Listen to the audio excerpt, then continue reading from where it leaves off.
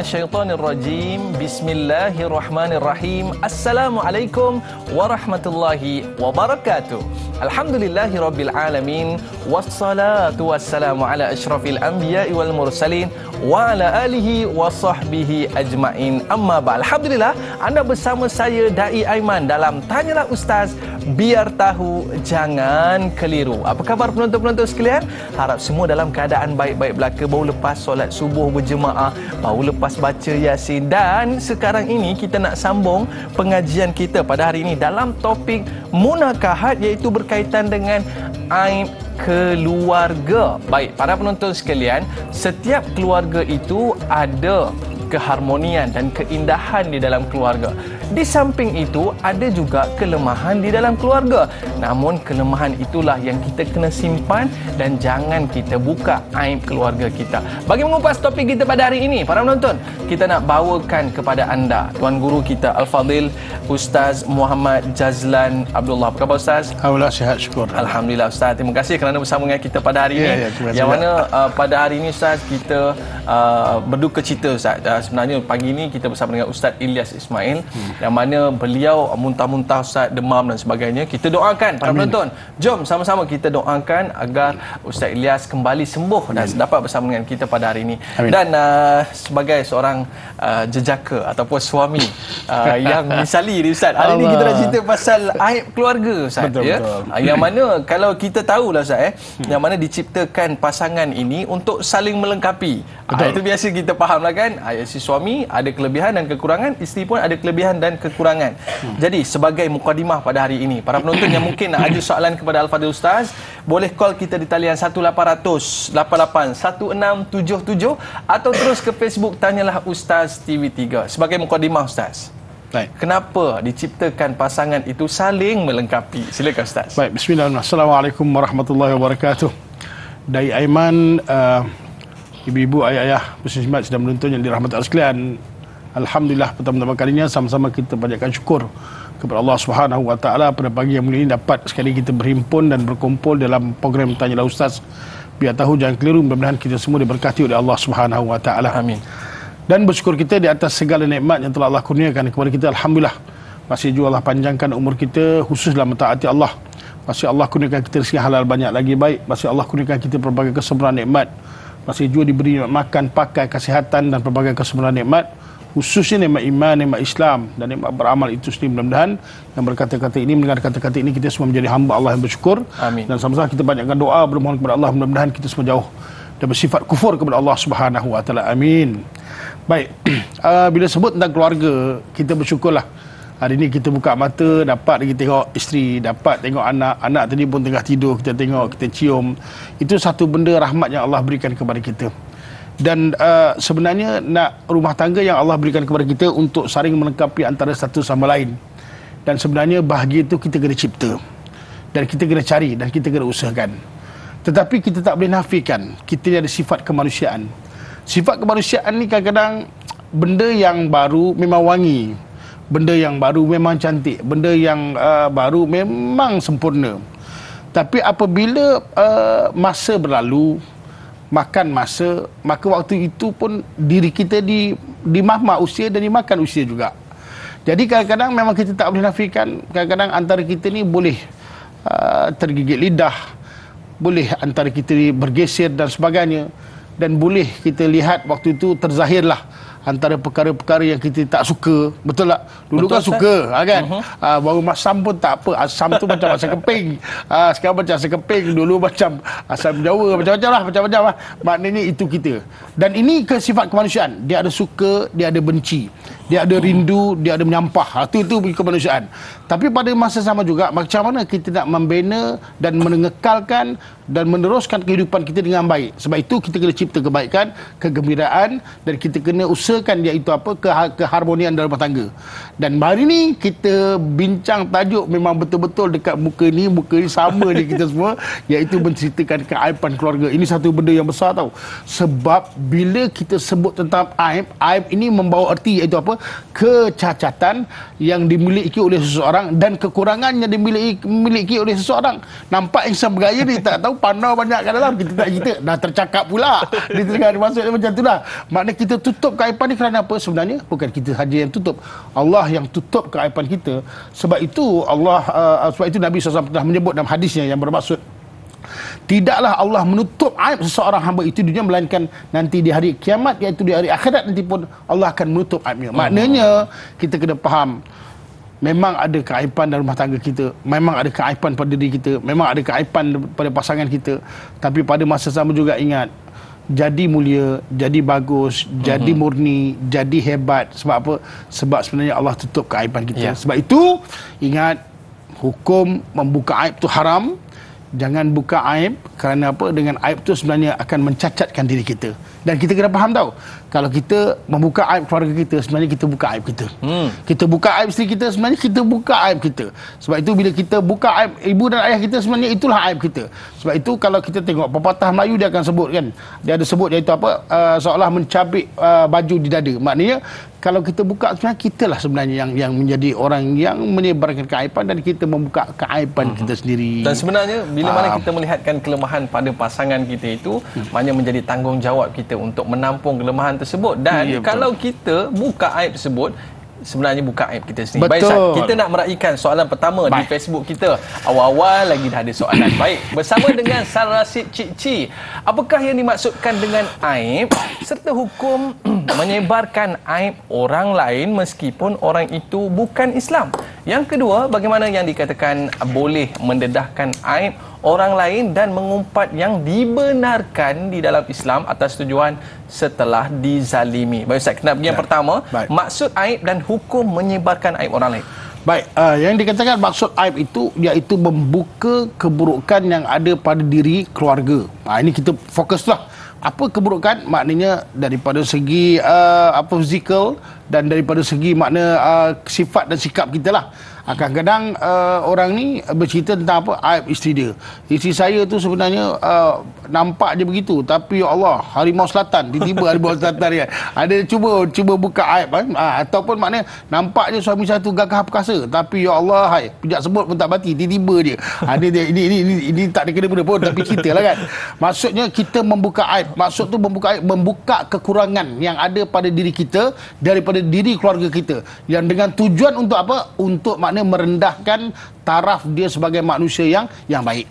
Itu kena ingat baik-baik tau. Okey. Sebab itu hukumnya haram. Hukumnya haram. Sebab kita ni dipertanggungjawabkan untuk menutup aib. Nabi pesan dekat kita, tutuplah aib. Kalau kau boleh tutup aib seseorang tu, Allah akan tutup aib kau daripada dunia sampai akhirat. Itu kena faham. Okey.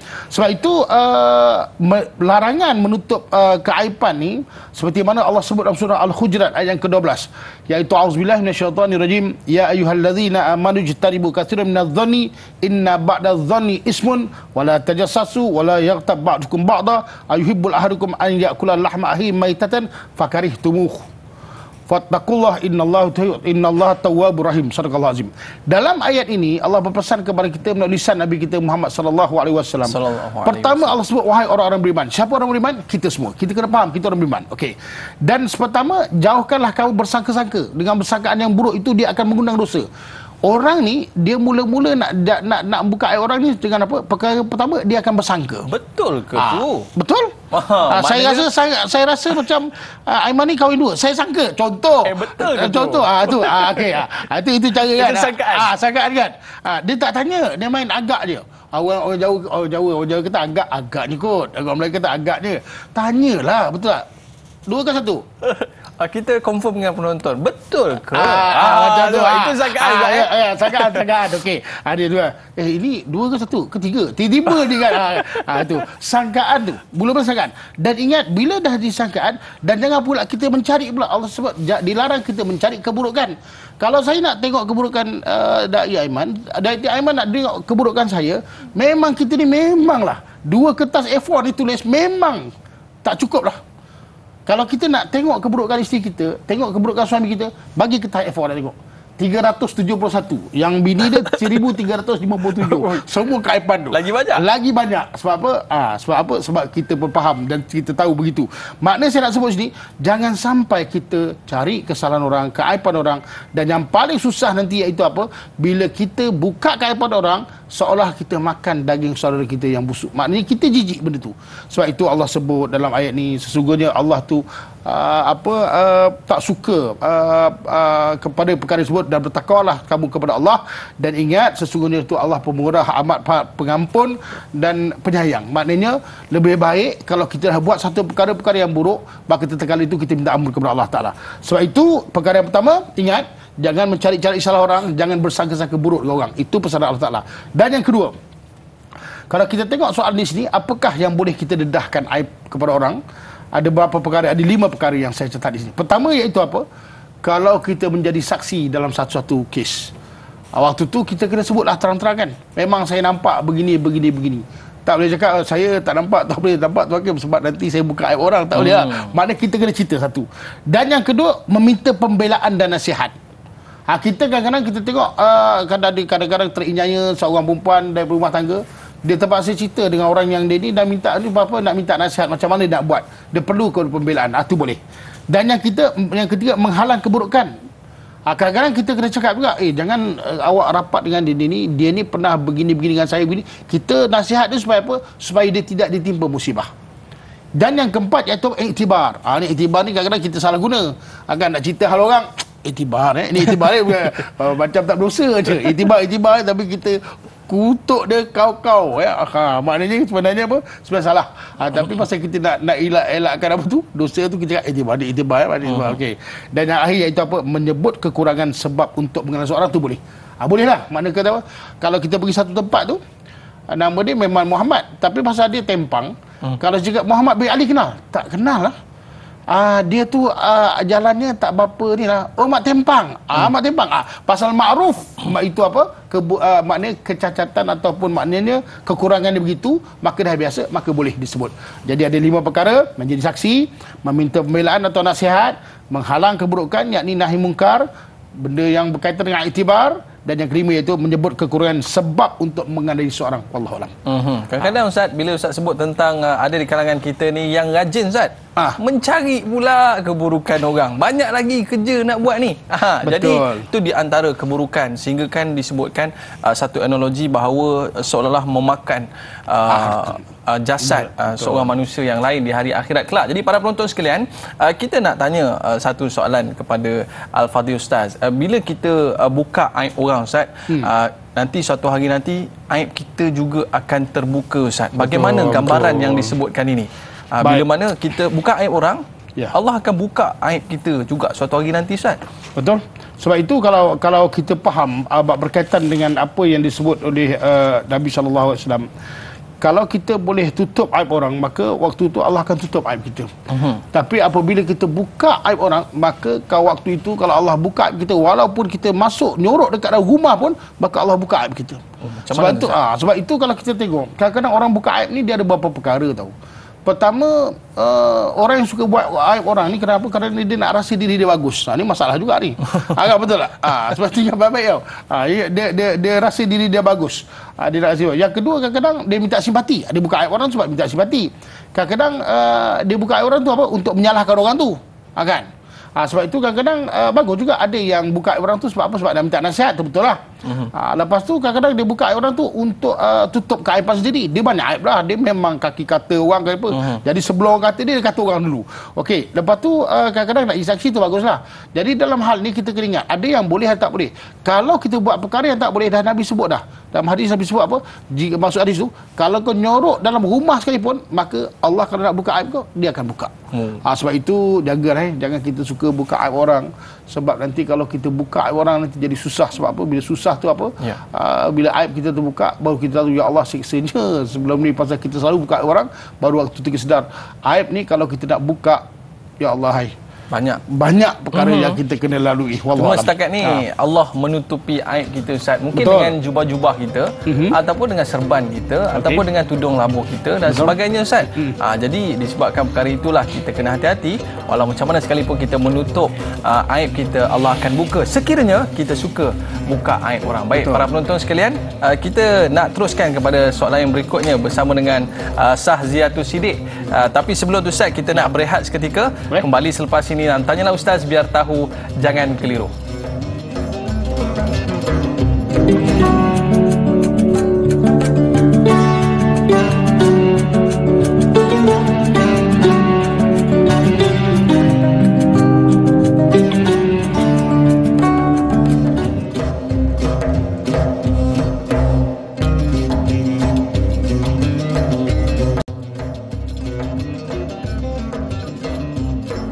Tanyalah Ustaz, biar tahu jangan keliru bersama dengan saya Dai Aiman dalam Tanyalah Ustaz.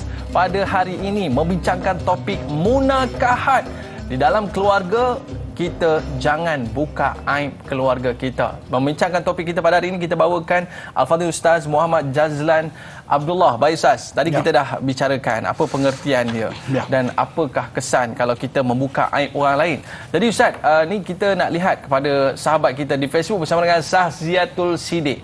Apakah adab-adab yang perlu dijaga sekiranya aib itu perlu didedahkan sekiranya melibatkan perundangan mahkamah? Apa adab-adabnya, Ustaz? Baik. Bismillahirrahmanirrahim. Sahziatul Siddiq. Sahziatul Siddiq. Baik. Bila sebut bab berkaitan dengan membuka aib ni, bila sebut bab berkaitan dengan perundangan ni, maknanya adalah untuk disebut sebagai pembelaan. Baik. Satu ketika bila Nabi pesan kepada kita, min husnil islami mar'i tarkuhu ma la ya'nihi, yang bermaksud Nabi sebut termasuk tanda baik keislaman seorang itu adalah ia meninggalkan sesuatu yang tidak berguna bagi dia. Baik, percakapan lisan ni sangat baik, sangat mulia, dan Allah beri kita lisan dan dua mata ni untuk apa? Untuk kita jadi orang yang sempurna. Sebab itu dalam apa juga keadaan pun, untuk mengucapkan satu perkara, carilah perkataan-perkataan yang baik dan tinggallah perkataan-perkataan yang tak berguna. Itu asas dalam percakapan. Baik, bila sebut bab berkaitan dengan percakapan yang kurang baik, menceritakan hal orang yang disebut membuka aib, khususnya di bidang perundangan, maka di sini ada 5 perkara. Perkara yang pertama hendaklah kita tahu, boleh bercerita aib keluarga, khususnya katakan bertelingkah antara satu keluarga di depan hakim, boleh kita cerita aib keluarga kita, suami ke, isteri dan sebagainya, jika ia menjadi saksi. Maknanya kita jadi saksi, kita kena cerita yang betul, dan tak boleh kita menyurutkan fakta yang betul, yang benar. Jangan kita jadi yukazibu dan bidin, orang yang mendustakan agama, iaitu mereka tu mendustakan, maknanya mereka bukan berbohong tapi mereka menyembunyikan kebenaran. Ada kena faham. Nak jadi saksi, waktu tu kena cerita betul, walaupun benda tu aib. Walaupun benda tu aib, satu. Dan yang kedua, boleh bercerita untuk membela kebenaran. Maka katakan kita tengok ada setengah kes isteri yang didera, betul Lagi Allah, banyak kes ada isteri. Saya nak pesan dekat sini isteri tu Allah yang beri, ibu saya sekalian ayah, ibu isteri tu Allah yang beri, bukan suka-suka. Kita nak kahwin ni bukan main suka-suka kahwin, tak. Kita nak dapat anak ni bukan suka-suka dapat anak. Allah yang beri isteri, Allah yang beri anak, Allah yang beri keluarga, Allah beri ibu bapa, Allah beri kita juga kesempurnaan dalam hidup kita, harta dan sebagainya, Allah yang beri. Oleh sebab itu jaga. Dan memang betul kadang-kadang ada yang sampai hilang pertimbangan dari isteri. Waktu tu kalau seorang isteri bercerita hal berkaitan dengan dia, hal dia, maka hendaklah ia cerita benda yang betul je untuk membela diri dia, bukan berlebih-lebihan. Jangan main-main tau. Sekarang ni ada kes baru ni, isteri dera suami pada kau. Jangan main. Memang baru dia ada isteri dera suami. Kan? Ini kita kena faham. Jadi kita nak sebut berkaitan dengan apa? Membela kebenaran? Boleh. Membela kebenaran. Dan yang tiga, boleh bercerita untuk mendapatkan panduan. Kadang-kadang kita ni dalam rumah tangga kan kita tiba-tiba bertelingkah dan sebagainya. Dengan adik-beradik kadang-kadang bertelingkah dan sebagainya. Dengan mak bapak kadang-kadang kita ada rasa tak puas hati. Kita merujuk kepada seorang tu bercerita apa? Kerana untuk mendapatkan panduan, ataupun dapatkan petua, ataupun dapatkan nasihat. Cakap, saya sebenarnya dengan mak ni sebenarnya panas. Tapi kau jangan pergi bomoh pula, dia kata saka pula. Kan tak? Panas sebab saya panas tu. Sebenarnya pasal apa? Ada kadang-kadang benda-benda yang kita tak kena dengan mak kita. Jadi kita jumpa siapa? Mungkin jumpa pakcik kita, mungkin jumpa orang yang lebih tua daripada kita. Minta panduan, minta petua macam mana nak menyelesaikan masalah saya ni. Dengan mak saya ni tak ngam. Kata orang tu apa, belaga angin. Memang tak ngam lagi. Itu perlu. Kita kena cerita. Bukan kita nak mengaibkan mak kita, tak. Mak saya ni bukan dia keras kepala, tapi dia kepala batu. Contoh dia. Tapi kita tak boleh cakap macam tu pada orang ramai. Kita kena cakap macam mana nak lembutkan batu yang ada dalam kepala dia. Maksud macam tu lah.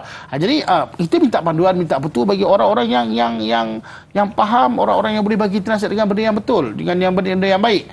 Sebab itu waktu tu boleh bercerita. Adab boleh bercerita. Tak boleh lebih-lebih. Mak saya tu memang kepala dia keras kepala. Sebenarnya keturunan dia punya bapak dia, atuk saya tu pun lagi teruk. Dia cerita lebih daripada tu. Maka tak boleh lah. Mana tak boleh. Dia tak fokus benda tu. Okey, yang keempat, haram bercerita jika tujuan untuk mengaibkan. Ini ingat baik-baik. Nak cerita boleh lah. Walaupun kita nak minta nasihat, walaupun kita minta petua, walaupun kita minta apa juga pada kebaikan, masalah ada rumah tangga, tapi bila kita niat tu untuk mengaibkan, lebih sikit cerita, maka haram hukum dia. Bini saya tu sebenarnya memang macam tu, memang begini-begini. Lepas tu nak kaitkan dengan mak dia pula, dengan atuk dia pula, nenek dia pula, macam tu. Memang keturunan dia macam ni, tiba-tiba dia. Padahal fokus dia untuk isteri saja, petua tu untuk isteri saja. Faham? Dan ingat, haram bercerita kepada umum akan menimbulkan fitnah. Sebab itu kita tak boleh cerita keaiban rumah tangga kita dekat Facebook lah, up status lah. Hari ni aku makan dengan kucingku saja. Suamiku tiada di rumah dah 3 hari. Tiba-tiba je kan up status. Padahal lelaki dia memang pergi kerja pun. Tapi kena faham iaitu apa? Dia up status benda-benda yang berlaku pada diri dia sebenarnya akan menyuburkan fitnah, dan orang bukan boleh tolong kita. Orang akan mentertawakan kita. Ini kena faham baik-baik. Sebab itu jaga 5 perkara adab ni kena jaga. Nak cakap tu kena pilih benda perkataan yang baik-baik. Walaupun perkataan yang kita cakap tu pahit, tapi ingat, pahitnya itu mungkin di situ ada ubat. Kita cari ubat dalam pahit tersebut. Sebab itu keaiban ni kita boleh cerita, tapi berbatas, jangan berlebih-lebih. Dan ingat, bila kita terlebih satu hal berkata dalam perkataan ni, minta ampun kepada Allah Ta'ala dengan istighfar, iaitu mudah-mudahan Allah ampunkan dosa-dosa kita. Wallahu a'lam. Baik, Ustaz sebut tadi satu perkara yang cukup menarik, iaitu isteri ni adalah anugerah, Ustaz. Ya. Allah hadiahkan kepada kita. Bukannya tiba-tiba dapat, tiba-tiba jumpa. Ya, tambah-tambah pula dapat isteri yang pandai ambil hati suami, pandai memasak pula tu, Ustaz. Alhamdulillah, masak pula sedap. Tapi ada penonton kita ni ada satu masalah sikit, Ustaz, bersama dengan Alia Maisara. Okey. Adakah menceritakan isteri dan anak menantu tak pandai masak juga dikira buka aib keluarga, Ustaz? Ini ujian. Ujian, Ustaz. Betul. Saya kan kurang kurus sebab bini saya, arwah isteri saya pun yang sekarang pun pandai masak. Itu kerja dia makan. Masak je, Ustaz. Apa-apa hal pun makan dulu kan. Nak gaduh pun makan dulu. Kan? Ini masalah itu. Tapi betul. Benda ni kadang-kadang yalah dah jadi macam budaya kita. Masakan makanan ni memang orang Melayu number one. Bila masakan. Kadang-kadang bila masak tak sedap tu dekat situ juga ni. Ini apa yang makan ni? Siapa yang masak ni? Ini kucing kalau makan pun sakit perut dia kucing. Tiba-tiba dia kucing makan sakit perut. Benda-benda tu keaiban. Mungkin gurauan, tapi benda tu boleh menjadi menjejaskan iaitu apa? Kita punya semangat kekeluargaan. Baik. Dan dalam hal berkeluarga ni, kadang-kadang nak membuka aib keluarga, khususnya kadang-kadang menantu yang tak ada masak dan sebagainya ni, kita kena tahu beberapa perkara. Pertama, membuka aib akan merosakkan hubungan keluarga. Ini kita kena faham perkara yang pertama yang paling aula, iaitu apa? Kalau kita buka aib keluarga, makna kita dah mula nak merosakkan hubungan keluarga. Sebab itu, syaitan ni memang suka. Memang syaitan ni suka. Kalau kita lihat, Allah sebut dalam surah Al-Isra ayat ke-53, iaitu auzubillahi minasyaitonirrajim wa qul lil ibadi yaqulu allati hiya ahsan. Inna syaitana yanzagu bainahum inna syaitana kana lil insani aduwwum mubin. Dalam ayat ni surah Al-Azim, dalam ayat ni Allah sebut apa? Dan katakanlah kepada hamba-hambaku ya Muhammad, hendaklah mereka mengucapkan perkataan yang baik dan benar saja. Sesungguhnya syaitan itu menimbulkan perselisihan di antara mereka. Sesungguhnya syaitan itu adalah musuh yang nyata bagi manusia. Ini Allah sebut dah. Sebab itu kalau kita buka aib sebenarnya, tak jaga lisan kita, maka waktu tu kita dah mula merosakkan hubungan antara keluarga. Sebab itu syaitan ni memang sukalah. Syaitan memang suka. Dia nak mula melaga-lagakan menantu dengan apa? Menantu dengan mak mentua, anak menantu dengan bapa mentua dan sebagainya. Ini kita kena faham. Okey. Ya. Satu. Tapi kena faham, kadang-kadang kita tengok pun kita masalah juga. Macam kita ada menantu kan. Orang tanya, "Bang, ini anak awak?" Tak, ini menantu saya. Kita menidakkan tu. Kenapa tak? Ya, ini menantu saya kan senang. Betul Ya tu ya. Itu menantu saya. Ini anak awak? Tak. Ini menantu saya. Tak, ini ayah awak? Tak. Ini bapa menantu saya. Kalau bapa saya tak macam ni, tiba-tiba dia sebenarnya dengan sendiri bapa membuka aib. Okey? Itu pertama. Ambil. Baik, Ustaz. Itu yang pertama. Tadi kita simpan dulu yang kedua. Boleh, Ustaz? Baik. Dan kita ada ni pak mentua kita ni ya. Tiba-tiba pak mentua, Ustaz. Baik. Assalamualaikum. Siapa di talian? Waalaikumsalam warahmatullahi wabarakatuh. Saya Ismail. Okey, silakan Tuan Ismail. Okey, terima kasih. Assalamualaikum Ustaz. Assalamualaikum. Okey, soalan saya begini Ustaz. Mengapakah ada sifat dengki, iri hati di antara adik-beradik hingga sanggup membuka aib keluarga walaupun datangnya dari perut ibu yang sama? Itu soalan saya begini. Terima kasih. Wassalamualaikum warahmatullahi wabarakatuh. Okey, baik Ustaz. Jadi ini dia. Ni kita cerita adik-beradik pula Ustaz. Tadi kita cerita pasal keluarga ni adik-beradik ni. Macam mana ni Ustaz? Sebab itu kita kena faham tahu. Dah tadi saya baca ayat yang Allah pesan kepada kita, sesungguhnya inna syaitana yang zaru bainahum, sesungguhnya syaitan tu suka menimbulkan perselisihan antara kita. Tahu tak sebenarnya kenapa kita selalu bergaduh dengan adik-beradik? Bukan sebab kita tak sayang adik-beradik kita, tapi sebab apa? Kita ni sebenarnya lupakan adik-beradik kita. Kita lupa sebenarnya. Kita hanya anggap dia adik-beradik. Kita terlupa dia tu abang kita, Allah yang beri. Dia tu abang kita tahu. Dia tu adik kita tahu. Dia tu adik kita. Siapa beri adik? Allah Ta'ala bagi kan. Bukan suka-suka kita nak beradik, tapi kadang-kadang kita tengok ada orang melebihkan adik-beradik angkat. Adik-beradik sendiri disisihkan. Sebab apa? Sebab memang setan suka benda ni. Dan kita kena faham tahu. Kalau kita gaduh beradik ni, tahu tak? Disebutkan la yadhulul jannah qati'. Betul tak? Tidak akan masuk syurga bagi orang yang memutuskan tali silaturahim. Sebab itu kena faham kadang-kadang kita hilang hormat, kita lupa itu adik-beradik kita, itu boleh sebab memutuskan tali silaturahim, bergaduh adik-beradik. Kadang-kadang sebab apa? Sebab kita harta ni pun kadang-kadang boleh hilang rasa adik-beradik kan. Rasa sayang adik-beradik ni akan putus adik-beradik. Sebab apa? Kadang-kadang harta yang tinggalkan orang tua pun jadi macam tu. Sebab kan ada kadang-kadang apa daripada segi sikap dan sifat.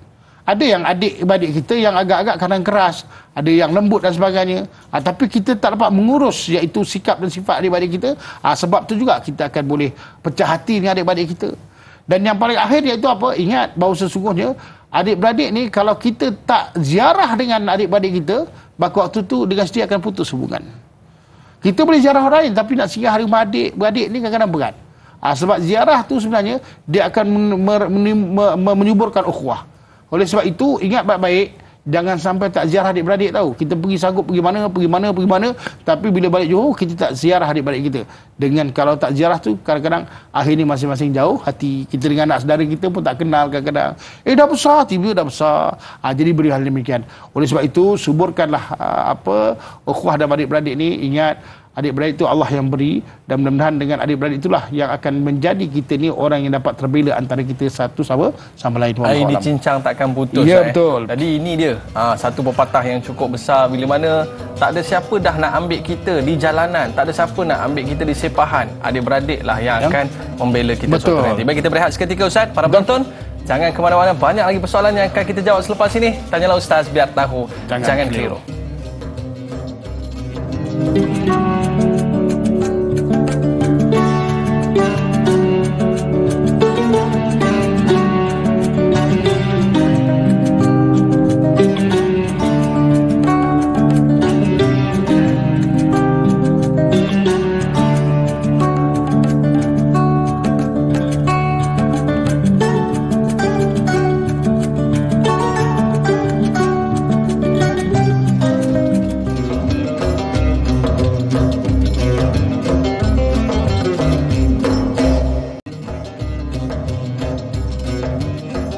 Keluarga bahagia, iaitu dia setiap manusia mendambakan keluarga bahagia. Betul Ustaz? Ya, betul. Tapi kadang-kadang di pertengahan perjalanan kita tu Allah uji dengan pelbagai ujian. Yang mana kalau kita tahu Ustaz sendiri pun Allah uji dengan pemergian isteri tercinta Ustaz dan Allah ganti dengan seorang isteri yang baik, isteri yang orang kata masak je kerja Ustaz kerja Ustaz makan je. Tapi Ustaz, kita nak sambung cerita tadi tu. Betul. Yang ada di kalangan mereka ni yang Allah uji isteri tak pandai masak, dah lah tak pandai masak. Kemudian dicerita pula aib tu kepada orang lain. Betul. Yang kedua apa dia Ustaz? Baik, pertama kita kena faham tau, bila kita tadi saya ulang balik yang pertama tu, ingat kalau kita mula buka aib keluarga kita, sebenarnya kita dah mula nak merosakkan hubungan antara kita. Tak kisahlah siapa mula dulu. Kan? Dia cakap, menantu saya tak nak masak. Lepas tu apa? Mak mentua aku tu minta ada kerja lain. Masaknya pedas saja. Ada dia. Dia punya ni, dia akan melawan antara satu sama lain. Itu biasa. Kena biasa. Dan yang kedua, akan hilang rasa hormat antara satu sama lain. Bila kita dah mula buka aib, sebenarnya kita dah hilang hormat dah. Walaupun yang kita buka aib tu ayah kita, maknanya kita dah mula hilang hormat kat ayah kita. Sebab tu bapa aku tak faham lah. Patutnya gini. Bapa dia dicela macam mana agak-agak? Macam mana agak-agak? Maknya tu dihina macam mana agak-agak? Dia cerita kat orang lain yang tak ada kena-mengena. Dia cerita kat kawan yang baru kenal tak sampai setahun pun, dia kata mak ayah aku minta guna lah, tak faham. Dia boleh cerita keaiban mak dan ayah dia pada kawan yang baru dia jumpa. Kan? Maknanya pelik kan, bapa dan mak tu yang menghidupkan kita, yang maknanya dia memperjuangkan kehidupan supaya kita jadi orang yang sempurna dalam kehidupan, sanggup bergolok bergadai, dia tahan dia punya kehendak, dia dulukan kehendak kita, tapi orang itu yang dihina, maka sebenarnya kita dah mula hilang hormat dengan ibu dan ayah. Ingat, jangan kita hilang hormat dengan ibu ayah, takut-takut kita jadi anak deraka. Jaga baik-baik. Okey, itu yang kedua. Dan yang ketiga, ingat, kena faham, semua orang ni tak sempurna. Kita ni tak sempurna. Mana ada yang sempurna? Kita kurus, orang cakap, kau ni kenapa kurus sangat? Kau ni kenapalah? Nak cakap gemuk malu kita cakap, kenapa kau kurang kurus sangat? Itu semua salah. Maknanya kita kena, orang ni tak satu orang pun tak akan sempurna dalam hidup ni. Dan itu yang susah ni, dan kita ni tak boleh suka-suka kita buka aib orang. Maknanya walaupun dalam keadaan melawak kan. Macam tu.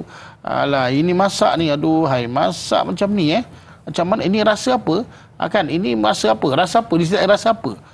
Rasalah dulu kan. Sebab itu kita ni tak sempurna. Memang tak ada yang sempurna. Bukan apa tak sempurna. Kita ni sempurna Allah beri. Tapi orang yang melihat kita tak sempurna. Betul tak? Orang banyak sekali, Ustaz, kenapa gemuk sangat kan? Dia tak tahu gemuk tu Allah yang beri tau. Kan? Makan tu Allah yang beri. Fahamlah, kesianlah kami ni. Berlari pun tak turun-turun tau. Okey, baik. Itu yang ketiga kan. Dan yang keempat, ingat kan, kalau benar itu ada keaiban, maka kita kena tutup aib. Itu tugasan kita. Kalau kan saya dengar, saya lihat, katakan Daik Aiman ada keaiban. Apa kewajipan saya sebagai orang mukmin? Saya tutup keaiban. Ini saudara Islam saya. Apatah lagi kalau keluarga saya. Wajib saya tutup keaiban. Kalau saya buka keaiban, maknanya saya buka keaiban diri saya. Dan ingat, teruslah mendidik. Pasal kita tak sempurna. Okey, mungkin anak kita tak bagus. Itu keluarga kita kan. Kita didiklah. Mungkin mak kita tu mak yang tak berbaik lah. Ujian kan. Maknanya kita lah yang kena didik mak kita. Mungkin adik-beradik kita tak berapa bagus. Tapi kita lah yang kena didik. Bukan kita, ini dah dia. Kan? Macam tu. Ini kita faham. Dan yang kelima iaitu apa? Ingat. Bagi yang ada aib. Siapa ada aib? Kita semua.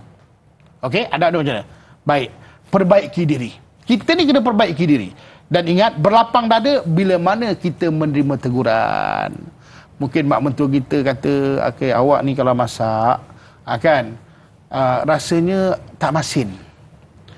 Oh mak berapa yang kena bertambah? Tambah lagi 2 sudu. Okey. Berlapang dada. Berlapang dada. Ini tak.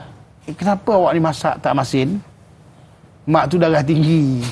Nanti tambah dos pula kan. Dia punya ni kan. Apa. Dia pun 10 mg, dia 15 mg. Nanti aku juga yang salah. Ada je. Mulut tu dia ada je. Berlapang dada. Kita ni semua ada keaiban. Kalau orang tegur dia, kita ni sebenarnya orang sayang kat kita tahu. Kalau orang dah buat tak tahu, lantak kau lah. Itu makna orang tak sayang kat kita. Sebab itu keaiban yang ada pada kita, bila mana orang tegur, kita kata terima kasih sebab awak tegur saya. Dan bagi yang nak menegur, kena jaga adab. Jangan suka-suka kau prank sana sini, kau apa sini. Tak, kita kena berhikmah. Panggil, duduk, mari kita bual cerita. Kita ni sama-sama ada kekurangan. Mak nak tegur awak macam ni, begini. Awak pun nak tegur saya gini. Jadi ambil teguran itu dengan belapang dada. InsyaAllah kita akan jadi orang manusia yang akan bertambah baik dalam kehidupan. Wallahualam. Tapi kita pelik Ustaz, apa sebenarnya punca berlakunya buka aib ni? Adakah disebabkan lidah yang bercabang, lidah yang berduri? Bukan. Ataupun tangan yang berlumpur, Ustaz? Oh, ya Allah. Soalan. Soalan. Sebenarnya hati. Bila mana kita tak dapat pelihara hati kita, waktu itulah ingat kita tak akan dapat menjaga 3 perkara. Satu, kalau hati kita ni tak dapat kita jaga, okey, Nabi dah sebut dah. Nabi dah sebut dah. Tapi kalau kita tak jaga hati kita, kita tak dapat jaga 3 perkara.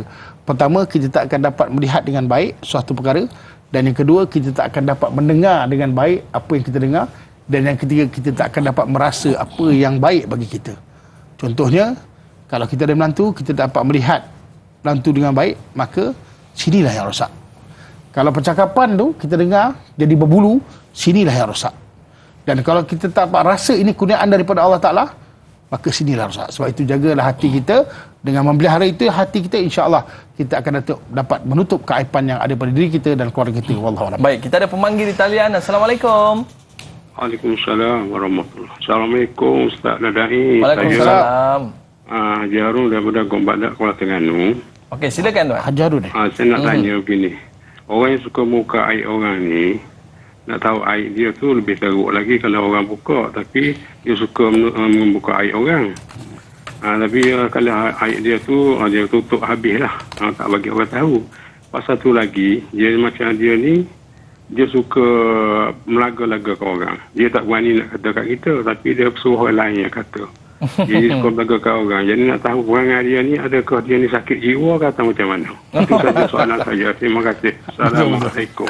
Waalaikumsalam warahmatullahi wabarakatuh. Terima kasih Haji Harun dari Gong Badak, Terengganu, Ustaz. Betul. Jenis orang pesel suka laga-laga orang. Adakah dia ni sakit mental ke, Ustaz? Kita jawab lepas ni. Okey. Boleh, Ustaz? Boleh insya-Allah. Para menonton, bawa tenang. Selepas ini kita akan jawab soalan sebentar tadi. Kita berehat seketika. Sambil-sambil kita berehat, apa kata kita berselawat kepada baginda sallallahu alaihi wasallam. Allahumma salli ala sayyidina Muhammad. Sallallahu ala Muhammad. Sallallahu alaihi wasallam. Sallallahu ala Muhammad. Sallallahu alaihi wasallam. Ya Nabi salam alaika, Ya Rasul salam alaika, Ya Habib salam alaika. Salawatullah alaika. Sallallahu ala Muhammad. Sallallahu alaihi wasallam. Sallallahu ala Muhammad. Sallallahu alaihi wasallam. Ashraqal badru alaina, fahtafat minhul buduru, misla husnika ma ra'ayna, qadtu ya wajha sururi. Sallallahu ala Muhammad. Sallallahu alaihi wasallam. Sallallahu ala Muhammad. Sallallahu alaihi wasallam. أنت شمس أنت بدر أنت نور فوق نوري أنت إكسير وغالي أنت مصباح الصدور صلى الله على محمد صلى الله عليه وسلم صلى الله على محمد صلى الله عليه وسلم يا حبيبي يا محمد يا عروس الخفقين يا مؤيد يا ممجد يا إمام القبلتين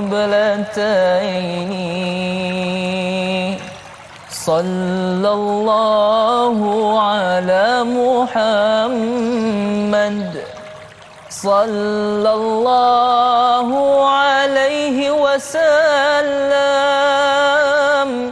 صلى الله على محمد صلى الله عليه وسلم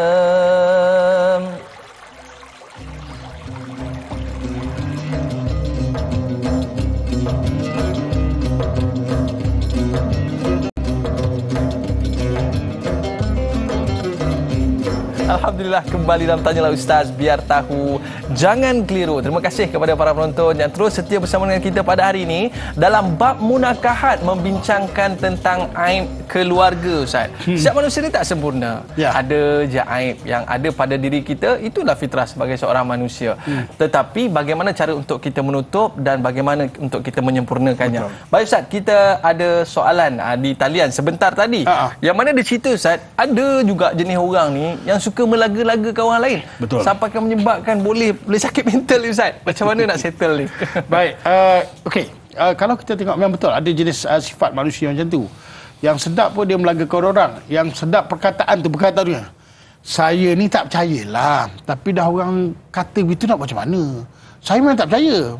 Tapi lah manusia, tak nampak tak? Dia nak mengata orang tapi dia nak cuci tangan. Faham tak maksud dia? Nak bersihkan diri dia. Seolah-olah orang lain yang kata, padahal dia yang nak kata tu. Ini sebenarnya ada tipu daya iblis setan. Dan ini bukan sakit mental ni. Sebenarnya akal tu nak diubat. Ubat akal dengan apa? Dengan kena banyak duduk dalam majlis ilmu.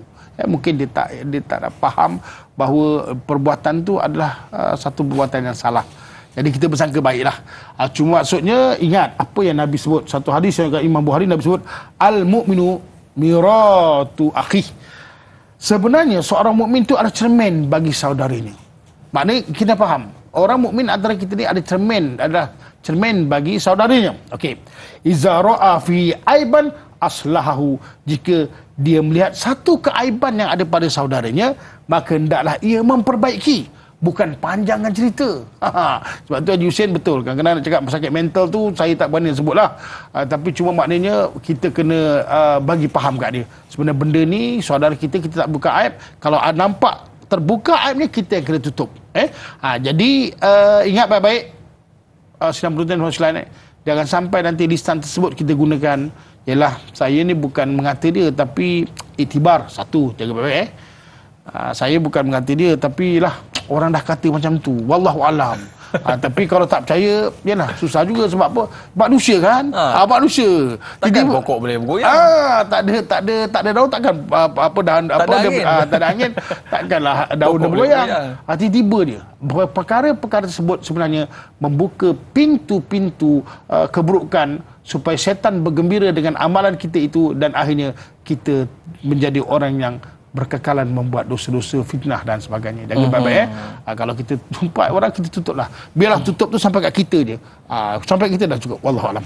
Tapi Ustaz, golongan seperti ini sebenarnya tak adalah ramai mana pun. Dia ada segelintir je yang suka bawa mulut laser seperti ini, cakap seperti ini, dia tak ramai pun. Tapi dialah perosak di dalam hubungan di dalam kekeluargaan ataupun masyarakat. Jadi Mak Itu nak tanya Ustaz. Yang mana soalannya adalah bagaimana nak berhadapan dengan seseorang yang suka menjaga tepi kain orang ni. Jenis spesies macam ni Ustaz. Ini spesies ni susah nak dapat ni. Tapi kat negara kita memang ramai. Memang ramai. Sebab itu saya nak pesan kat ibu-ibu, ayah-ayah, anak-anak sedang menonton dalam sekalian, janganlah sekali-kali kita suka up-upkan. Maknanya up status kita begini. Up yang baik-baik pun tak apa. Hari ni saya makan tapai, hari ni saya makan durian pun tak apa. Jangan kita mengaibkan. Kenapa? Dengan aib tu sebenarnya akan dipanjangkan. Kalau 1000 keaiban dipanjangkan, 1000 dosa kita dapat. Tak memasal. Tak memasal. Okey. Saya nak sebut sini, bila Mak Itu sebut, bagaimana kita nak berhadapan dengan orang yang suka menjaga tepikan orang. Kita buat 5 perkara je. Perkara yang pertama, ingat, kita jangan ikut perangai dia. Sikap dia tu kita jangan ikut. Maknanya kita tak payah lawan lah. Jangan ikut. Kan? Sebab Nabi pernah sebut dalam satu hadis dan juga Imam Ahmad. Nabi sebut, alaika bitaqwallah. Hendaklah kamu bertakwa kepada Allah. Iaitu apa? Dengan apa jalan takwa kepada Allah Ta'ala tu? Kalau orang menceritakan hal keaiban kamu yang ada pada kamu, jangan kamu balas menceritakan keaiban yang ada pada dia. Bersabarlah. Bersabarlah. Dan ketahuilah bahawa sesungguhnya dosa yang ada atas dia tu adalah apa yang dilakukan. Dan kebaikan yang ada pada dia, kita yang dapat.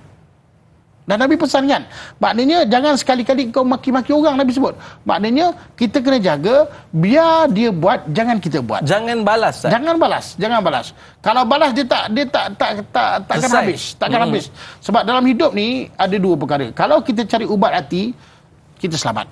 Tapi kalau kita cari puas hati, kita akan lawan. Kita akan lawan, kita akan fight. Bila kita cari puas hati, maka kita tak akan dapat sampai bila-bila kebaikan tersebut. Okey, itu pertama. Jangan lawan, jangan ikut perangai dia, Mak Itun. Satu. Dan yang kedua, sabar perlu ada pada kita sebab kita sedang diuji. Kalau kita ni diumpat oleh orang, dihina, diaibkan, sabar je lah. Sebenarnya Allah sedang menguji kita. Itulah ubat hati kita.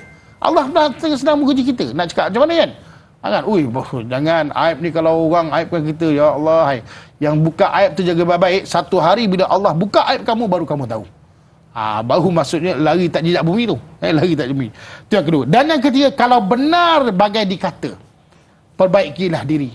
Dan kalau tidak benar, jadikan sepadan. Bukan payah sangat pun. Kan? Kata Aiman kata apa? Ustaz Zan, nampak dah kurus sikit tadi. Alamak kan. Aku boleh gembira walaupun tak benar. Jadi aku alhamdulillah, aku kena sedar diri dan aku kena perbaikilah. Maknanya aku kena larilah, kurangkan makan. Faham tak maksud dia? Kalau betul, kita kena perbaiki. Kalau tak betul, kita ambil ia jadikan sepadan. Senang je, bukan masalah banyak pun. Okey, yang keempat, kalau perlu jumpa dia. Orang yang ma'aifan ni kita jumpa dia. Kerana apa? Mungkin kerana dia tak tahu, mungkin perlu kepada dakwah bil hikmah. Kadang-kadang dia cakap dia tak tahu. Kan? Dia kata, betul ke? Dari Yaman kau dia? Contoh. Yang kau tanya aku tu apa? Pergilah tanya dia. Kan? Dia kata memang ada cita-cita tapi tak berani lagi. Contoh, dah senang, settle. Ini mengagak-agak ni susah masalah dia. Maknanya, kadang-kadang orang ni dia cakap, awak tak boleh cakap macam tu. Sebab apa? Itu boleh mengundang dosa, besok pahala begini. Begitu. Dia tak tahu, dia jahil. Waktu tu kita kena dakwah dia lah sebenarnya. Jangan kita anggap dia tak tahulah. Okey? Dan yang kelima, ingat, jangan susah hati. Kerana setiap pujian yang Allah berikan kepada kita, di situ ada ganjaran. Apa ganjaran? Pahala yang untuk kita bawa bakalan meneruskan perjalanan kita ke negeri akhirat. Oleh sebab itu, jaga baik-baik dalam diri kita. Biarlah orang menginyai kita, menghina kita. Kita jangan inyai orang dan kita jangan menghina orang. Kerana apa? Kerana dunia ini tempat kita diuji. Wallahualam. Baik, kita ada pemanggil talian. Assalamualaikum. Waalaikumsalam, Dai. Ya, silakan. Saya nak tanya, apakah balasan bagi mereka yang membuka aib orang di akhirat kelak? Baik. Itu soalan saya. Siapa namanya tu? Kak Rawizan. Assalamualaikum. Waalaikumsalam warahmatullahi wabarakatuh. Terima kasih Kak Rawizan. Okey. Ustaz, apa balasan mereka yang suka buka aib ni? Mungkin dia nampak champion, Ustaz. Dia nampak juara di dunia ini. Tetapi dia tak boleh ke mana di akhirat nanti. Silakan Ustaz. Baik, kalau kita lihat dalam hal berkaitan dengan balasan orang yang membuka aib ni, kalau kita lihat, yang pertama balasannya Allah beri dia dosa lah. Allah beri dia dosa dengan perbuatan perkara yang dilarang oleh Allah Ta'ala, satu. Dan yang kedua, kalau kita lihat, Allah ambil kebaikan dia itu berikan kepada orang yang dibuka aib, akan rugikan. Jadi dia akan muflis di akhirat. Dan yang ketiga, maka waktu itu mereka akan dimasukkan mereka itu ke dalam api neraka dengan sebab mereka itu melanggar perintah Allah SWT. Sebab itu jangan main-main. Itu di akhirat tau. Itu buat kita akhirat. Kalau di dunia, ingat, hari ini kita buka aib orang, dan Nabi dah pesan tadi, kalau kau buka aib orang, Allah akan buka aib kau walaupun engkau menyurut dalam rumah. Oleh sebab itu jaga baik-baik. Sebab apa? Sebab segala perbuatan kita akan dipertanggungjawabkan oleh Allah Ta'ala di depan kita nanti, waktu kita di akhirat nanti, dan apa juga amalan akan diganjarkan, sama ada amalan baik dan amalan buruk.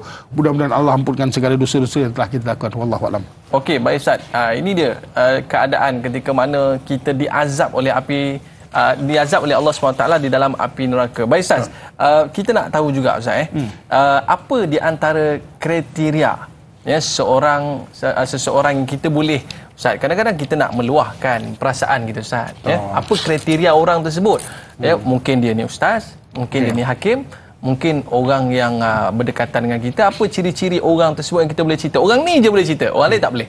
Betul. Baik, kalau kita lihat, kita nak minta katakanlah maknanya nasihat dan sebagainya, kita kena merujuk beberapa perkara. Perkara yang pertama, kalau kita nak mencari nasihat, mestilah yang pertama kita taruh di depan kita niat kerana Allah. Kita nak cerita kan? Nak minta nasihat kan? Tentu bila kita nak minta nasihat, kita akan bercerita berkaitan dengan satu keaiban yang ada pada kita, atau pada pasangan kita, atau pada keluarga kita. Tapi sebelum nak cerita tu, datang nak cerita tu, pertama iaitu apa? Kena niat kerana Allah. Bukan ada niat lain Bukan niat nak buka aib. Bukan niat buka aib. Kerana Allah Ta'ala memang nak settlekan masalah aku dah ni. Yang kedua, cari orang yang betul-betul warak. Warak ni makna orang yang betul-betul alim dan orang yang amanah. Maknanya amanah tu macam dia boleh menjaga keaiban kita dan dia boleh membantu menyelesaikan masalah kita dengan nasihat dia. Warak tu apa? Dia menjaga syariat. Dia orang yang menjaga syariat. Dia orang yang betul-betul, bukan orang suka-suka lah. Bukan orang main suka-suka. Kita cari orang alim. Dan yang ketiga, ingat, nak bercakap hal berkaitan aib ni tidak boleh ditokok tambah. Kerana apa? Kerana kalau kita tokok tambah kisah keaiban keluarga ni, sebenarnya akan mencacatkan dia itu nasihat yang akan dapat diberikan kepada kita. Sebenarnya kita pun ada keaiban, tapi kita cerita suami kita lebih dia punya keaiban. Maka orang tu akan bagi nasihat, bukan nasihat untuk kebaikan. Akhirnya nasihat itu makna tidak seimbang. Kerana apa? Kerana maklumat yang kita beri itu salah. Sebab itu jangan tokok tambah. Sebab itu pertama tadi niat kerana Allah Ta'ala kan. Dan yang keempat, ingat, bukan tujuan untuk memburukkan dan bukan mengaibkan. Kita bercerita ni bukan atas tujuan untuk memburukkan, untuk mengaibkan. Kenapa? Untuk kita dapat nasihat yang betul. Dan yang kelima, ingat, kita kena ubah sikap kita. Tak semua kita betul. Ini kena faham tau. Kita suka buka aib orang, betul. Kita suka menyalahkan orang, betul. Kita suka pandang rendah orang, betul. Tapi kita lupa tu, berapa ramai orang yang pandang rendah kat kita, kita tak ambil tahu. Kita syok sendiri tau. Macam olok-olok bagus je. Padahal orang kat belakang ni, Allah nak muntah tengok kita dia lah. Ini saya nak sebut, iaitu kita kena ubah sikap kita. Tak semua kita betul. Oleh sebab itu kita kena faham, kita ada aib, orang ada aib. Jangan buka aib orang. Dan kalau kita nak cari iaitu petua, nak cari iaitu nasihat, maka pergilah dengan orang-orang yang ada padanya sifat amanah. Baik. Dan orang-orang yang ada pada sifat warak. Wallahualam. Baik Ustaz, dalam lagu Raihan dia ada sebut iman tak dapat diwarisi. Jadi Ustaz, maksudnya adalah boleh jadi seorang ayah itu seorang ulama, seorang ustaz, tapi belum tentu anaknya itu menjadi seorang seperti ayahnya itu, kan? Dan mungkin ada aib di dalam peribadi anak-anak tersebut, Baik Ustaz. Tapi kita nak jawab di TV9 nanti. Kita dah tamat dah di TV3, para penonton. Maafkan saya, kita nak tamat di TV3 dan kita akan sambung 30 minit di TV9. Para penonton, jangan ke mana-mana. Kembali selepas ini, Tanyalah Ustaz. Biar tahu, jangan keliru.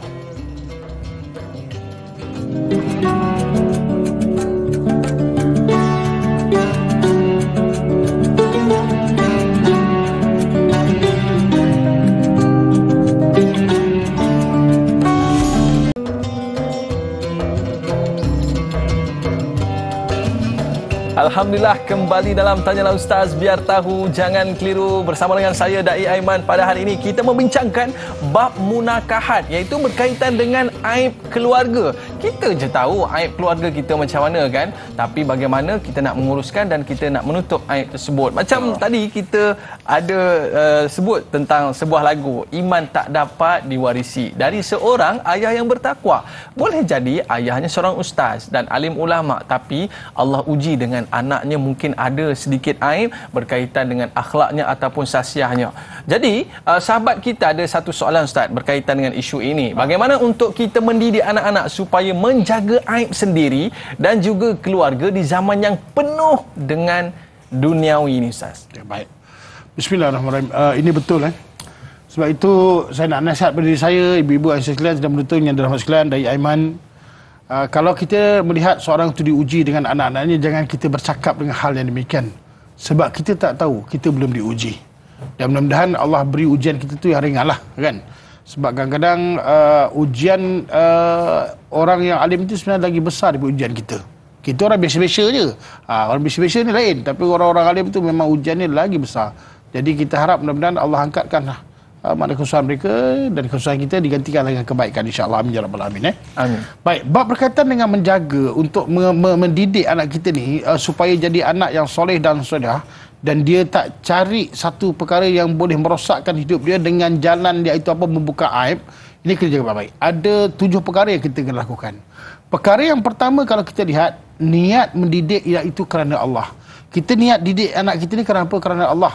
Kita sekolahkan anak kita ni kerana Allah. Kita beri ilmu pengetahuan ni kerana Allah. Sebab apa? Dalam Al-Quran, dalam surah An-Nahl ayat yang ke-125, Allah berpesan kepada kita, iaitu auzubillahi minasyaitonirrajim, ud'u ila sabili rabbika bil hikmah wal mau'izatil hasanah wajadilhum billati hi ahsan. Sadaqallahul azim. Dalam ayat ini Allah berpesan kepada kita melalui lisan Nabi kita Muhammad sallallahu alaihi wasallam. Serulah manusia kepada Allah, iaitu Tuhanmu, dengan hikmah. Maknanya anak kita tu, kita nak seru dia untuk mengenali Allah. Dan bila mengenali Allah Ta'ala, insya-Allah kita niat kerana Allah mendidik, Allah akan bantu dalam pendidikan tersebut. Okey. Dan ingat, iaitu apa? Pelajaran yang baik, dan kalau kita berbantah, maka hendaklah berbantah dengan cara yang baik. Ini pesan Allah Ta'ala. Bila kita dapat niat kerana Allah, itu yang pertama. Dan yang kedua apa? Cakap perkara yang benar dan betul. Maknanya nak mengajar anak ni, kena jaga lisan kita. Kita cakap dengan anak ni perkara yang betul dan benar je. Kalau tak, nanti susah. Sebab apa? Anak ini akan tak boleh pegang cakap kita. Kalau kita cakap pun, ya ayah tu. Nampak? Ya ayah tu. Pasal apa dah selalu kita cakap anak kita dengan perkataan yang tak betul. Tapi kalau kita nak, bila kita cakap dengan anak kita boleh pegang. Oh, kalau ayah cakap memang betul. Ayah memang gentleman. Itu yang kita nak. Walaupun anak kita minta coklat, selalu saya sebut dulu, coklat ke apa kan, malam kita balik tu, biar dia tidur pun, kita taruh kat sebelah dia kejut, matiin coklat. Dia bangun tu pegang tak apa. Besok pagi walaupun umur 4 tahun, dia akan tengok macam tu, dia tahu bapak dia memang cakap benda yang betul. Sebab tu ini perkara penting. Ingat, mendidik ni kena lisan yang betul, bercakap benda yang betul saja. Dan yang ketiga, ingat, mendidik ni iaitu apa? Anak-anak dengan bukan mencari kesalahan. Kalau kita cari kesalahan kita, memang semua salah sebab dia tak tahu apa. Dia menangis, dia baling tu, baling ni apa, lepas tu yang besar punya perangai bukan tak tahu. Dia hentak pintu kadang-kadang, lepas tu ajak makan, ajak solat pun payah kan. Kalau kita tengok kesalahan tersebut, kita tak boleh selesai masalah. Maknanya, kita kena cari yang baik saja. Apa kebaikan dia? Waktu yang baik kita nak bercakap dengan dia. Lepas tu saat-saat yang baik kita bercakap dengan dia. Dan kalau kita tengok, makna waktu dia punya emosi yang baik, waktu tu kita bercakap dengan dia. Makna kita kena faham, jangan sentiasa mencari kesalahan. Dia tidak akan menyelesaikan masalah. Dan yang keempat, ingat, dengan pendekatan yang baik. Pendekatan yang baik macam mana? Nasihat dan santuni. Anak ni dia nak kena nasihat dan santuni. Santuni macam mana? Maknanya bukan kita bebel tak jadilah. Kan tak jadi. Itu bukan anak kau je tak tidur, laki kau pun tak tidur juga. Dia ceritalah. Maksud dia santuni, menyantuni maknanya apa? Kita kena iaitu berlemah lembut dan kita kena fahamkan. Kerana memahami anak, memahamkan anak ni dalam satu proses yang begitu seni supaya apa? Supaya anak ni faham. Ingat tahu, mendidik anak ni seni. Kalau tarian tu ada seni dia, silat tu ada seni dia, mendidik anak pun ada seninya. Cari iaitu santunilah anak dengan perkara yang baik. Itu yang keempat. Dan yang kelima, ingat, kita ni hidup kita lebih kepada membimbing. Macam mana membimbing? Aiman ada anak, saya ada anak, kita tunjukkan sikap yang baik. Cara percakapan kita kena baik, perbuatan tingkah laku kita kena baik, sikap dan sifat kena baik. Itu kena contohi supaya anak tu mencontohi kita. Oh, baiklah. Oh, pakai baju macam ni. Dia akan belajar daripada kita. Tapi kadang-kadang kalau kita tak boleh jaga hal ini, kita menjerit dengan anak kita gitu, akhirnya anak kita pun jeritkan kita juga. Kita nak gotan anak kita, oh gotan kita juga. Faham tak saya? Ini benda-benda yang kita kena faham. Dan yang kena ingat, sentiasa berdoa, Rabbana hab lana min azwajina wa zurriyyatina qurrata a'yunin waj'alna lil muttaqina imama. Mustahil kalau 365 hari 1 tahun kita baca doa tersebut, takkanlah Allah tak bagi kita anak dan isteri yang soleh dan solehah. Ingat baik-baik Okey. Dan yang ketujuh, ingat, pendidikan ni berterusan. Sebab itu perlu kepada istiqamah. Sebab itu istiqamahlah dalam mendidik anak-anak, dan janganlah bersangka buruk dengan anak-anak dan dengan Allah Ta'ala, dan mintalah pertolongan Allah Ta'ala. Allah lah yang akan beri hidayah, taufik kepada anak kita. Mudah-mudahan diri kita, anak isteri kita, anak cucu keturunan kita digulungkan oleh Allah Ta'ala dengan gulungan orang-orang yang soleh dan salihah. Amin ya rabbal alamin. Baik Ustaz, kita kadang-kadang Ustaz bila kita jumpa kawan lama kita Ustaz lah. Mungkin kita dah 10 tahun, 20 tahun tak jumpa dia. Man, lama lah tak jumpa. Tapi Ustaz, satu benda yang kita respect kat dia Ustaz, aib-aib kita semua dia tak cerita kepada kawan-kawan dia yang lain. Betul. Kadang dia seronok cerita Ustaz, kau tahu tak ni dulu, teruk banget dia. Habis semua dia buka bilik makmal, bilik komputer, semua dia cerita pada kawan-kawan. Tapi kita ada kawan-kawan kita yang jenis, tak apa man, bab-bab tu aku dah tak cerita. Aku tahu sekarang ni kau dah berjaya dan kau dah jadi baik. Apa ganjaran orang seperti ini Ustaz? Ya Allah, ingat baik-baik.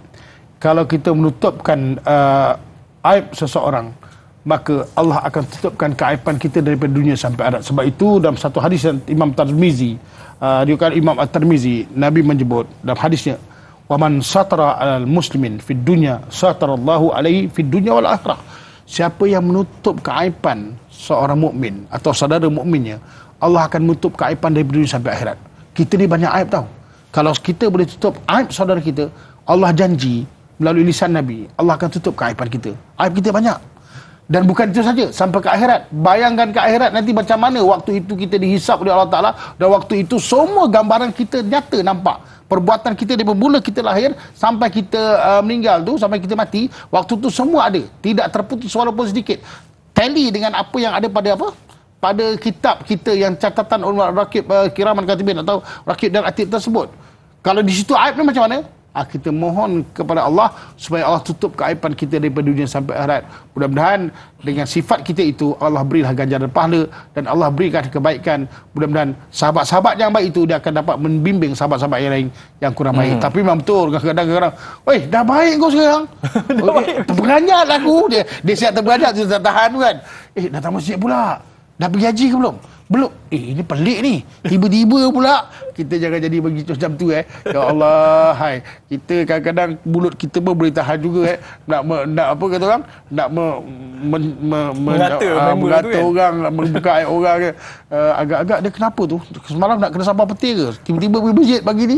Jangan maknanya kita kena faham pesangkalah baik insya-Allah Sahabat kita Ustaz Rahimah Saud ada nak tanya satu soalan Ustaz. Apabila ahli-ahli keluarga berkumpul, ada antaranya yang bermulut leza dan mengaibkan saudara sendiri seperti menyentuh body shaming.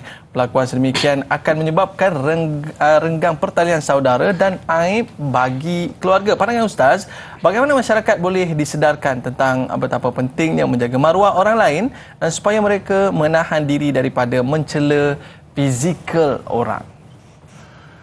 Baik, ini satu soalan yang baik. Dia cakap boleh swimming tu terasa aku tadi.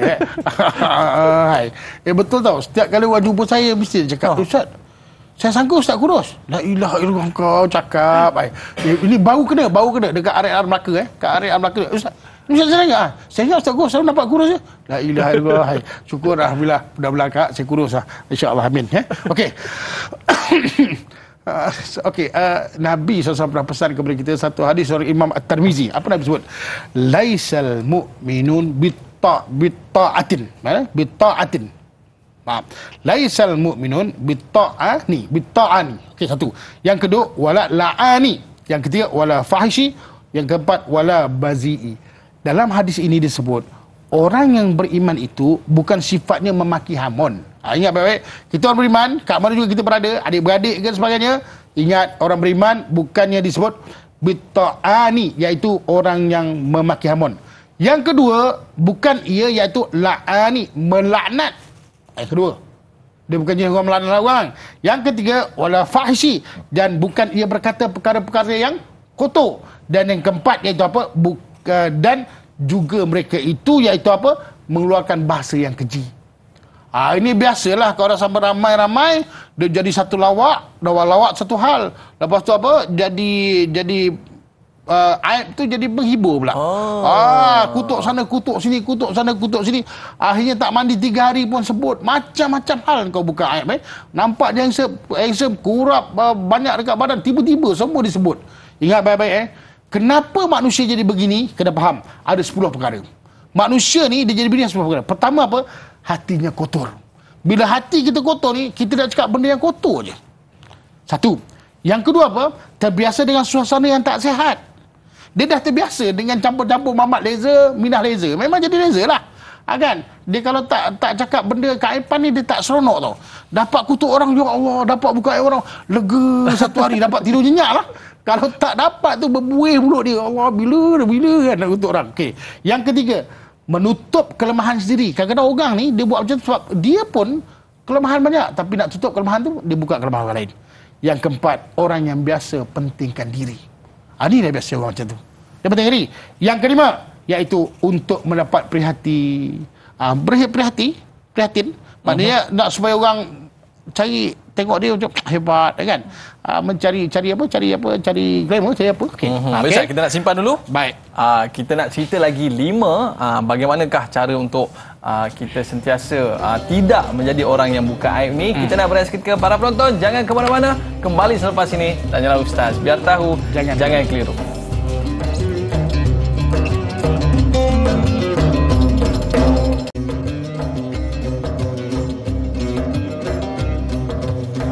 Alhamdulillah, kembali bersama saya Dayah Iman dalam Tanyalah Ustaz, biar tahu, jangan keliru. Topik munakahat hari ini kita bincangkan tentang aib keluarga. Ustaz sebutkan 5 perkara tadi. Ya. Kenapa orang suka sangat buka aib ni? Okey, kita nak sambung lagi yang ke-6 Ustaz. Ke-6. Ini dah macam itu. Yang ke-6. Okey. Yang ke-6 iaitu apa? Ingat, kenapa orang suka buka aib? Jangan sampai kita jadi macam mereka ni, iaitu apa?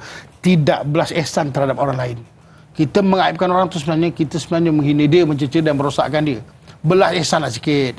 Tolonglah jaga, belas ihsan sikit. Yang ke-6. Yang ke-7, sombong. Orang yang sombong ni biasa dia akan buka aib orang lah. Dia akan mempelekehkan orang. Kan? Sombong, kan? Minum di cawan, makan di pinggan. Kadang-kadang dia lain macam tu. Okey? Lepas tu kapal di lautan, kan? Gudang di daratan. Dia lain macam. Dia rasa dia hebat. Bila kita rasa diri kita hebat, sebenarnya kita adalah orang yang paling hina sekali. Kita tak ada apa pun. Tangan kita tak ada apa pun. Yang kita pakai macam ni je pun. Yang kat rumah, yang apa yang ada pada kita tu semua, kalau apa-apa hal berlaku kat kita pun dah waris yang punya, bukan kita. Kita tak ada apa.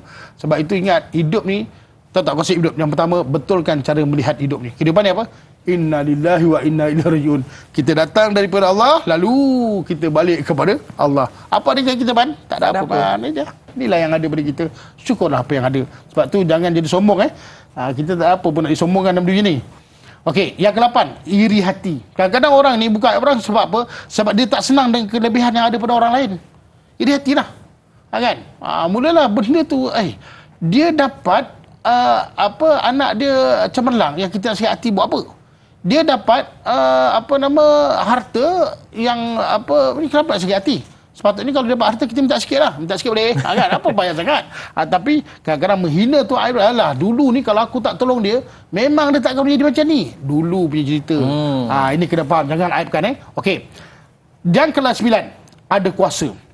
Kadang orang ada kuasa ni pun boleh. Dia boleh buat apa saja. Nak aibkan orang, suka-suka dia je. Pasal dia ada harta, dia ada ini, dia boleh beli, dia boleh apa, dia boleh aibkan orang bila-bila masa. Ingat yang ke-10, bertindak balas secara negatif terhadap kritikan. Sebab itu kadang-kadang orang ni yang suka membuka keaiban orang, yang suka menghina orang, suka mengumpat orang, mencerca orang, tapi bila dicerca dihina, dialah orang yang paling pertama melenting. Faham betul tak? Betul. Kan? Cuba dia kata, oh saya ni biasa buka aib orang buka aib saya. Okey, biasalah. Kan? Saya buka orang punya aib, orang lain buka aib saya. Tak ada apa. Tak. Orang itulah yang paling biasa melenting sebab dia tidak boleh dikritik. Oleh sebab itu 10 perkara ini kita kena jaga. Jangan sampai salah satu dari 10 perkara ini ada pada kita. Kalau ada pada kita, maka hendaklah kita perbaiki diri. Dan kalau ada pada kita, itu sebenarnya punca-punca kerosakan mula masuk dalam diri kita. Wallahualam. Baik, Jura Azlin ada nak tanya satu soalan ni. Bagaimana pula jika kita terlihat seorang melakukan dosa secara terang-terangan? Perlukah ia disembunyikan begitu sahaja, Ustaz? Baik. Bila kita lihat dalam hal ini, iaitu kita tengok orang tu melakukan dosa secara terangan, bagaimana sikap kita? Pertama, kalau kita boleh tahan, kita tahanlah. Kan? Man ra'a minkum munkaran falyughayyirhu biyadihi, maknanya hendaklah kau kena tahan dengan tangan, kalau tak kau kena tahan dengan lisan, dan akhirnya paling masuk hadis kalau paling lemah sekali dengan hati. So kita benci satu nampak kemungkaran. Dan yang kedua, kalau kita tak mampu, kita kena doakanlah. Kita doakan, mudah-mudahan Allah beri taufik hidayah kepada dia. Dan yang ketiga, kalau kita tengok, kalau perlu kita cerita ke orang untuk ditegahkan kemungkaran tu, ada kewajipan. Contohnya kepada pihak berkuasa. Kan? Tak boleh pada umam, dia tak boleh buat apa, dia tak ada autoriti apa kan? Pihak berkuasa. Maka kena laporkanlah benda tu, perkara-perkara maksiat dan sebagainya. Dan yang kelima, maknanya kita boleh sembunyikan kalau kita rasa kita boleh memperbaiki keadaan. Tak nak buka aib. Tak apa, macam ni, tak apa, biar akulah yang ni, boleh. Kan? Dan yang keenam, ingat, setiap apa yang berlaku kepada kita itu bentuk pengajaran. Sebab itu, ingat, dunia ni adalah salah satu benda yang ada pada mata kita ni adalah untuk apa? Untuk mendidik kita supaya kita bertambah menjadi orang bertakwa, dan supaya kita menjadi orang yang soleh dan soleh. Wallahu a'lam. Baik, Ustaz. Jadi perbincangan kita ni cukup menarik, Ustaz, dekat dengan jiwa kita sebab ia melibatkan keluarga. Kita nak dengar, Ustaz, dalam banyak-banyak kupasan Ustaz berikan kepada kita. Mungkin Ustaz boleh tinggalkan kepada kami 3 perkara utama, perkara penting yang dapat kami bawa balik ke rumah dan juga amalkan. Baik, bismillahirrahmanirrahim. Dalam kehidupan kita ni, kita kena tahu bahawa sesungguhnya kita dididik oleh Nabi SAW. Antara salah satu yang Nabi pesankan kepada kita, la yasturullahu ala abdin fid dunya illa satarallahu yaumil qiyamah. Tidaklah Allah menutup aib seorang hamba itu dunia, melainkan nanti di hari kiamat Allah juga akan menutup aib kita. Oleh sebab itu dalam hadis ini kita kena faham 3 perkara yang kita kena buat. Pertama, diri kita. Jangan buka aib orang, jangan memanjangkan keaiban.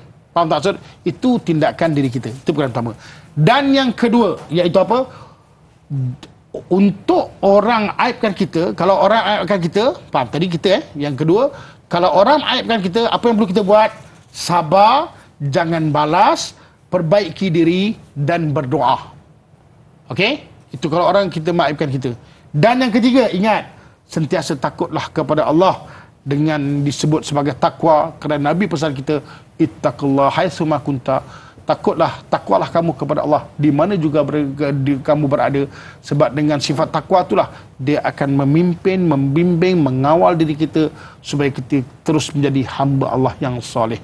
3 perkara, ingat baik-baik. Saya ulang balik. Yang pertama, kalau diri kita, jangan kita iaitu jadi orang yang membuka aib orang dan memanjangkan aib orang. Yang kedua, kalau kita diaibkan orang, maka hendaklah kita sabar, jangan balas, perbaiki diri dan banyak berdoa. Dan ingat, yang ketiga, cari sifat takwa, masukkan dalam diri kita, insya-Allah kita akan dapat rahmat daripada Allah. Baik, Ustaz, mungkin Ustaz boleh memimpin bacaan doa kita sebagai doa penutup pada hari ini. Bismillahirrahmanirrahim. Alhamdulillahirabbil alamin wassalatu wassalamu ala asrafil mursalin sayyidina Muhammadin wa ala alihi washabbihi ajmain. Allahumma ighfir lana dhunubana wa liwalidina warhamhum kama rabbawna shighara wa li jami'il mu'minina wal mu'minat wal muslimina wal muslimat al-ahya'i minhum wal amwat. Allahumma inna nas'aluka ridhaka wal jannah wa na'udzubika min sakhatika wan nar. Allahumma inna nastaghfiruka dinana wa anfusana wa amwalana wa ahlana wa awladana kulla syai'in a'taytana. Allahumma inna na'udzubika minal hammi wal hazan wa na'udzubika minal ajzi wal kasal wa na'udzubika minal jubni wal buhli wa na'udzubika min qarabati daini wa qahri rijal. Allahumma jal jam'ana hadza jam'an marhuma wa tafarruqana min ba'di tafruqan ma'suma. Allahumma inna nas'aluka al-huda wa tuqa wal afaf wal ghina. Rabbana hab lana min azwajina wa dhurriyyatina qurrata a'yunin waj'alna lil muttaqina imama. Rabbana atina fid dunya hasanah wa fil akhirati hasanah wa qina adzaban nar. Wa sallallahu ala sayyidina Muhammadin wa ala alihi wa sallam. Walhamdulillahi rabbil alamin.